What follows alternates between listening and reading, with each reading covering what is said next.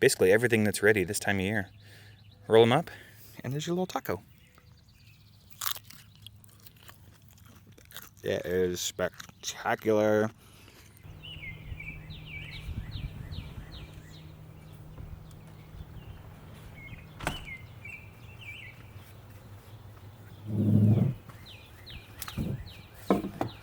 Good morning, YouTube. We finally have a day here in central Indiana where I can plant my plants. It is warm enough, dry enough, not too windy, and I'm excited. They are more than ready to get out there, and I'm going to show you guys what I've got going into the garden. You can see here that my tomatoes did get a little bit leggy through the spring months. I don't think that my grow light is adequate, and they did shoot up quite a bit too far. And they also did get a little sunburned one day. I was a little anxious to get them hardened off, and I left them outside too long. So you can see they're maybe just a little bit, they're a lot wilty, and they're kind of sunburnt with their white leaves. So I feel bad about that, but they're surviving. What doesn't kill you makes you stronger, and we're gonna put them outside, and we're gonna have tomatoes here in a couple months. So without further ado, let's get these suckers in the ground.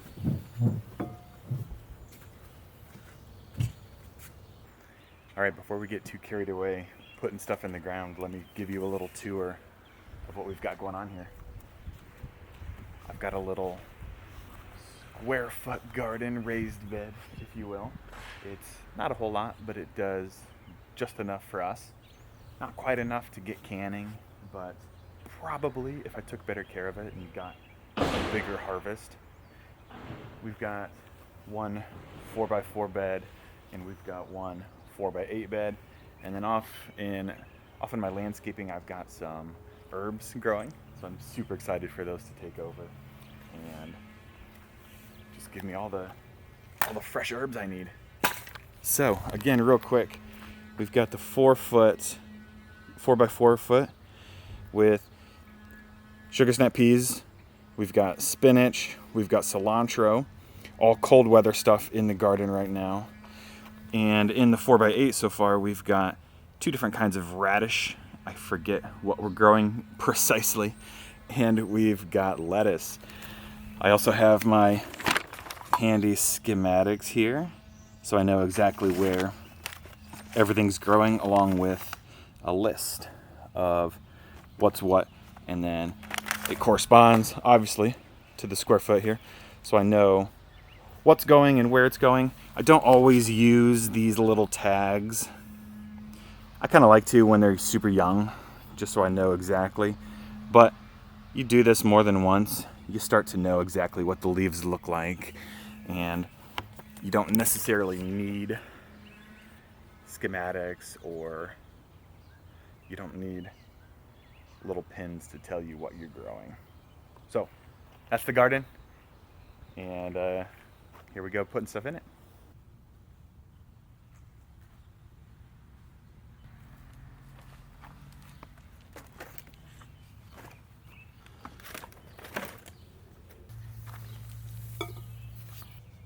So I decided on the square foot gardening versus just kind of a standard put it in the ground because of a few different reasons.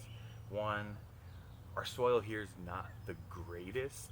It's got some clay, it's got a lot of gravel mixed into it. So I didn't want to spend the time to try and bring that soil back to life.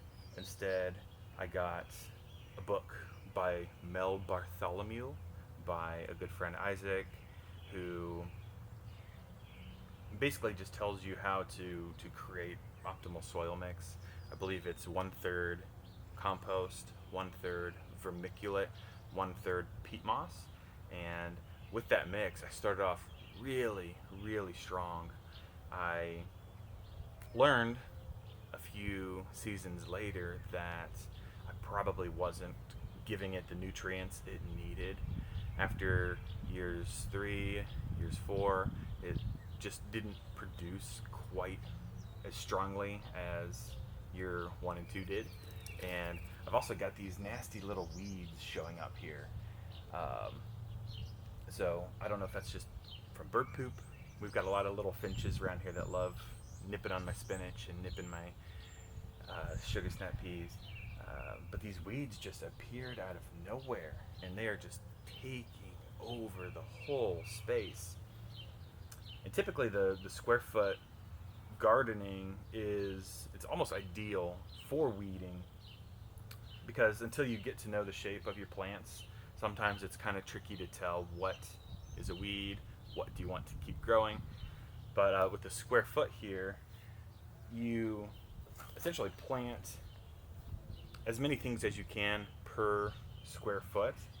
So, for example, with this lettuce here, with this lettuce, it basically requires enough space to allow you to put four lettuces per square foot.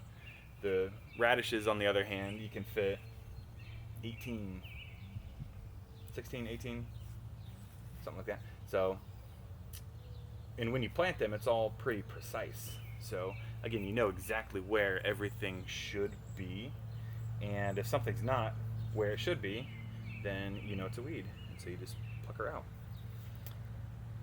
Pretty easy. Alright, consulting the schematics here. What I've done is, obviously I've drawn out each square foot plot, and I've numbered each plot, and I've also numbered each of my seedling pods. So now I know exactly what's growing, where it's growing, where it needs to go. Without all those little stickers, they just tend to get in the way when seeds are young, and I don't like shoving things in there, and honestly my handwriting's sloppy enough that it's hard enough to read what I write. So in these 4 boxes right here, we need to find 2 green zebras and 2 just, I guess, generic cherry tomato. So looking for numbers 1, 2, 3, and 4.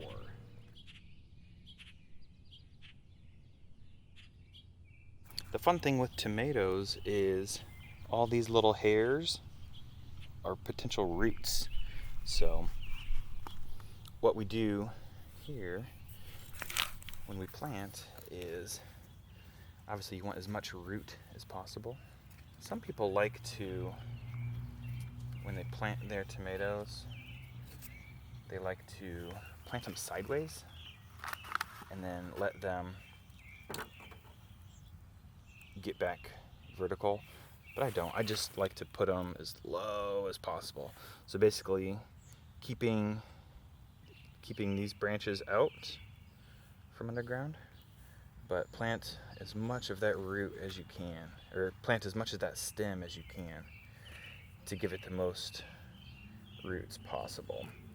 And also, when your tomatoes are pretty leggy like mine, it helps to keep a lot of that extra growth underground, so they're not quite as flimsy when the wind hits them. So that is our first green zebra.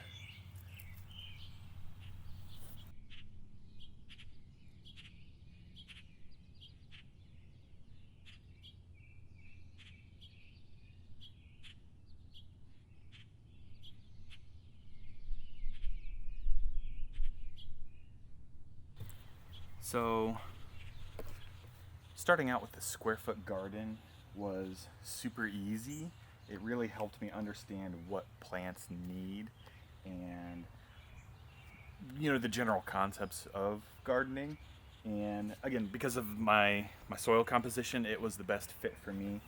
Some of the things I'm not super keen on are, it is super easy to overcrowd your garden. And I've noticed that some plants where they recommend, oh, you can do 4 per square, generally that's probably too tight. For things like the spinach, I mean, you can see it's already getting pretty, I wouldn't say it's big, but it is getting to the point where they're gonna start bumping into each other pretty quick. Same with the cilantro, they do get pretty big. So generally, I don't know that this is the best idea for a lot of your plants. I do think that this is too close. We do tend to harvest our cilantro and spinach frequently enough that it does stay bunched down pretty tight. But something else I did learn, like our peas over here, and since we've got tomatoes right here, in the past I would put the tall things side by side so that it wouldn't block the light so much.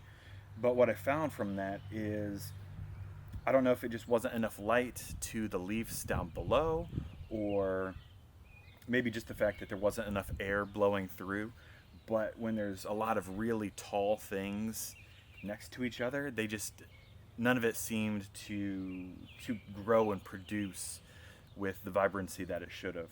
So what I've done is I've kind of converted to tall, short, tall, and in the middle of these two tall things I've put cilantro, spinach, some of the cold weather stuff that doesn't need a lot of heat.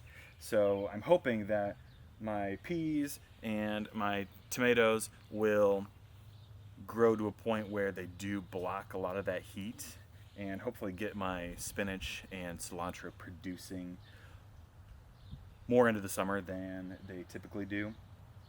I can't really say when the spinach dies out, but it does get bitter when it gets too hot, and that's not ideal. The cilantro, I do love to let go to seed, and these things grow like weeds. So if you do let your cilantro go to seed, harvest the seed, dry it out, you've got coriander. It's a beautiful citrusy spice. I love it on chicken, pheasant, things like that.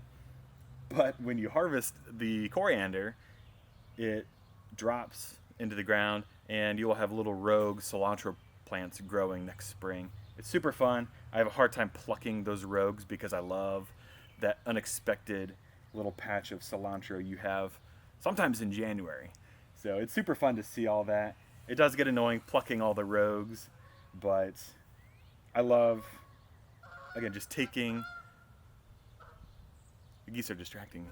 I love taking cilantro and harvesting the coriander from that, and just growing more cilantro from my cilantro. So I can't remember last time I bought cilantro seeds, which is really cool. Okay, continuing my tour here. This is probably our all-time favorite garden vegetable. It is the sugar snap pea, and they're doing pretty good. I love, love, love watching these little guys grow and grab these branches and vines with their little spindly arms. It is super, super fun. They grow pretty quick too. So you can see these little arms branching out and grabbing on things really pretty quick. They do require these trellises type thing, so be careful when you plant them. Make sure you give them something to grab onto. But these are spectacular to put into salads, to put into fresh stir fry, put into literally everything. Okay, this probably won't work with the focus and hand holding, but I'm going to show you my springtime garden snack. What we've got. We start with a radish. Awesome, awesome plants. The greens are super good to eat solo in salads and stuff, but super quick growing. They're awesome. A little bit on the small side like these guys. So what we do is we take a radish, we scooch over here to our spinach, and we'll do one leaf because we've got a little bit of growing to do there still. And after that, we're gonna scooch over here to my herb section of the garden. Put my herbs way over here. And so over in the landscaping side, we've got some cilantro and chives. These things also grow like weeds and are basically impossible to kill. So we'll take a couple of these, and we'll take a sprig of this. We're gonna go back over here, and Okay, back in the garden here. What you do is you take your spinach leaf, you take your radish, and just pluck off the root, pluck off the leaves. You can eat these leaves if you want. If you don't cook them, I think they're a little too spiky.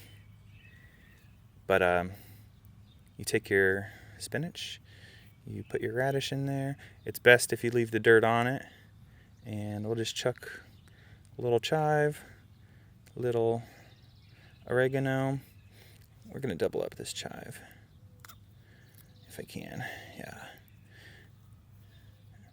So our chive, oregano, radish, spinach, basically everything that's ready this time of year. Roll them up, and there's your little taco. It is spectacular.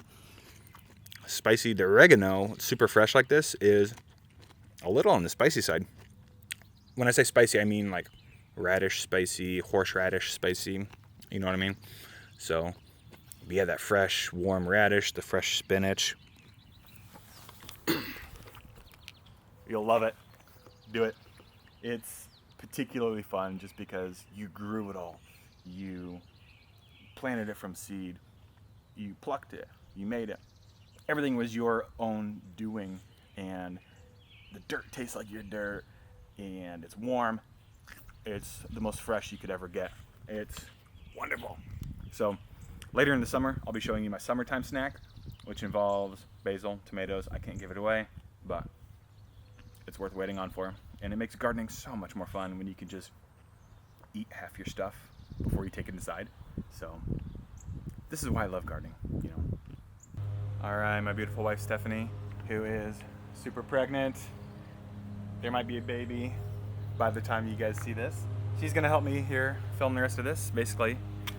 Here you go.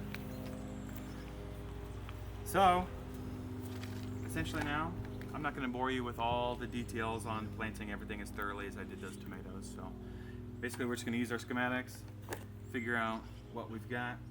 This is a Juliet tomato. What is this? A Garden Delights.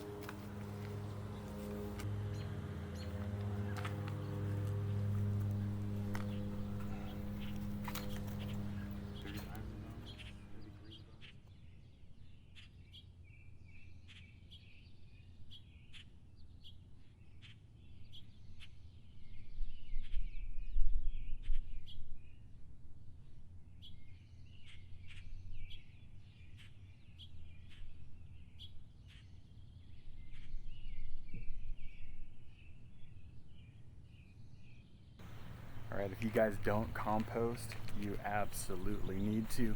Here's my bin. It is just a small little cedar bin that I made a few years ago, and it's held up quite well. You can see it's pretty empty right now. Super fresh compost in there. All my vegetables and eggs and plant matter. We try and keep it meat-free, dairy-free, just to minimize the risk of anything weird happening. But if you remember digging worms, this is where they came from, right behind the bin. And it's a phenomenal free resource to awesome nutrients that your garden needs. It doesn't stink. The more you stir it, the faster it composts and breaks down.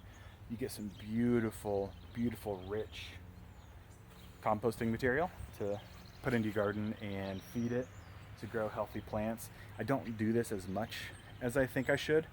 It would help to have a bigger compost bin, or even like a 2 or 3 stage bin. We don't really have the room to do that here, unfortunately.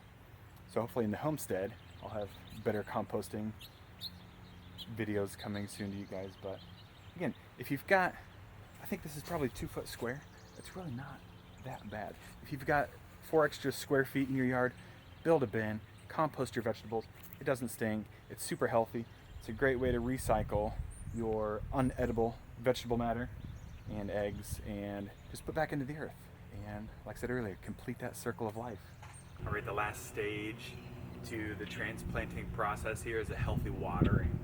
These plants were probably a touch too dry when I planted them.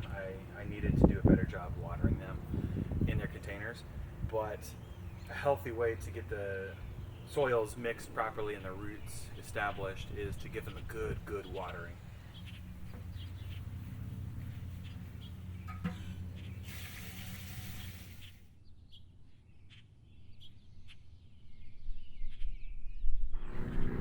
All right, so that's the garden. If you don't follow me on Instagram at From Field to Table, I'll be posting some photos of things growing.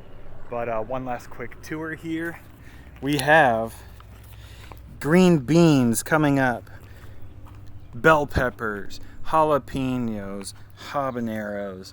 We've got rosemary, real tiny right in there. We've got basil. We've got mortgage lifter tomatoes. We've got cherry tomatoes. We've got more basil. We've got an empty patch for something. We've got lettuce. We've got radishes. We've got brandywine tomatoes. We've got green zebra, my all-time favorite tomato. If you like sweet tart tomatoes, grow green zebras. We've got spinach. We've got cilantro. We've got sugar snap peas. And we've got chives, rosemary, mint. No, chives. We've got oregano and mint. That's a new patch, my herb patch. Coming soon to the herb patch, sage, thyme, other things you can grow all year long and not kill. Thanks for tuning in. I cannot wait to share the bounty of the garden with you, blend it into my cooking videos with some of the meats I'm collecting from the field. Grow your food, grow your dinner. Show me what you got. Tell me any tips, tricks that you like to use in your garden. Tell me what you think I'm doing wrong. I'd love to hear your advice. Thanks for tuning in.